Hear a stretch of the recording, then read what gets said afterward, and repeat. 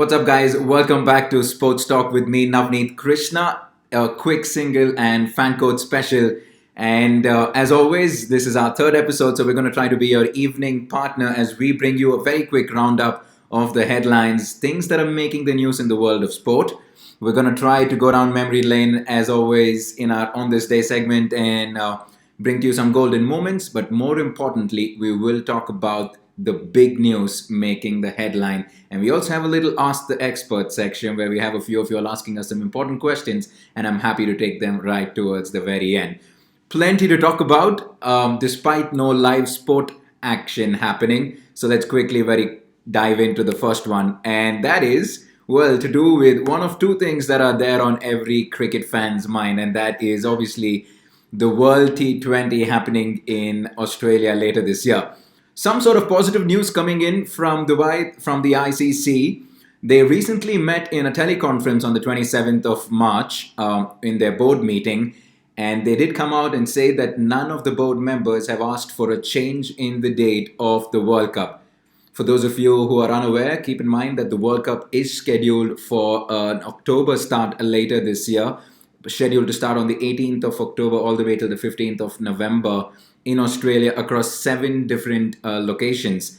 And well, it's nice to hear that Australia are doing everything that they can. So the ICC did mention that they're in touch with the local organizing committee who are monitoring the situation very closely there in Australia to do with the pandemic, the coronavirus. And they will do everything that they can to make sure that the tournament happens as per schedule. And so that's the other statement that they did mention. They were planning to go ahead with the event as per schedule. None of the board members have asked for a change in the date. So this is very interesting because the reason why this came into the news was because of the Prime Minister's announcement of a 6-month ban, travel ban from entering into Australia, and that put a lot of question marks over the T20 World Cup. But with this kind of news happening, and it does give positivity, but with absolutely no idea about what's going to happen in terms of the coronavirus outbreak, it's hard to predict, but this is at least some sort of positive news, I'd have to say. Well, if I'm talking about the World T20, I have to talk about the Indian Premier League as well, which I have been doing for the last couple of days. The CEO of the Rajasthan Royals, Mr. Ranjit, has mentioned that drastic times call for drastic measures. Yes, it is the Indian Premier League and we do have foreign players, but even if it means that we need to have a shortened IPL with no foreign players and just with the Indian talent, I think we should go ahead and do it. And so what Mr. Ranjit did mention in an interview was that we're open to a shortened tournament with only Indian players. At the end of the day, it is the Indian Premier League. These are extraordinary times, and the BCCI will do the best it can when things improve. Earlier, we couldn't think of an Indian-only IPL, but now there is enough quality to choose from. It is better to have an Indian-only IPL rather than not having one at all. The BCCI will decide when they can, and I think they will take the right call. So, the BCCI, the ICC, the franchisees in the Indian Premier League, everyone very keen on making sure that those respective tournaments do take place. If the World T20 happens, I'm finding it hard to see where the Indian Premier League will find a window for it to happen. Testing times, and it's really hard to predict what can happen. So that's in the world of the Indian Premier League. Yuvraj Singh, India's star all-rounder, known for, well, his aggressiveness on the field, but he's also known to call a spade, and he generally doesn't hold back. In a recent interview, Yuvraj Singh opened up saying that he enjoyed playing under different captains, and he did get plenty of support from Sourav Ganguly and didn't necessarily get the same kind of backing under Virat Kohli and Mahendra Singh Dhoni. It's interesting that Yuvraj Singh says this in an interview. He mentioned that I've played under Sourav and had a lot of support from him. Then Mahi took over, and it was a difficult choice to make between Mahi and Sourav. I have more memories of time under Sourav because of the support he gave me. I didn't have that kind of support from Mahi and Virat. So interesting statement from Yuvraj Singh.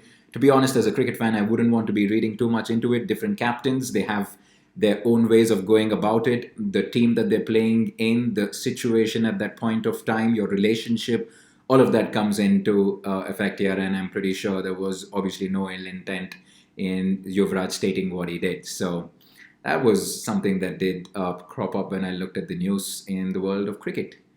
Moving on, in our what's in the news section, well, plenty of industries, small, big, no matter what size, have taken a massive hit thanks to the coronavirus pandemic, and well, it's no different for the Chennai Super Kings. The Chennai Super Kings, one of the most successful franchises in the Indian Premier League, whose valuation was one of the highest, has supposedly fallen almost 20% in the last few months, owing to the uncertainty of the 2020 Indian Premier League. Unlisted CSK shares were going at around 24 in the market and had a market value of only about 800 crores in the informal market. And when the estimation was done just a few months ago, it was roughly about 1,000 crores, so a 200 crore drop for the Chennai Super Kings valuation. Isn't good news for them, isn't good news for millions of companies around the world. And unfortunately, these really are unprecedented times, and everyone's hoping that we can bounce back very quickly. And one thing that we can do, though, is do our bit in contributing and helping the people that need our support in these unprecedented times. And we saw plenty of Indian sportsmen, athletes, business tycoons take to social media in pledging their support and contribution for the coronavirus pandemic. And the latest on that bandwagon is Anil Kumble, the former Indian coach and star spinner, announced his support for the Prime Minister's Fund and several other funds. So it's really nice to see how everyone's coming in front and supporting, more importantly, the needy people. And that is what we have in the What's in the News section. It's going to take me to my final section today, and that is the Ask the Expert section, where we'd love to get questions from you, and I'm happy to answer them in every edition of the Sports Talk. So we have 3 interesting questions for today's episode. Take on Yuvi's statement on what we just spoke about. Well, as a cricket fan, like I mentioned, I'm not going to read too much into it.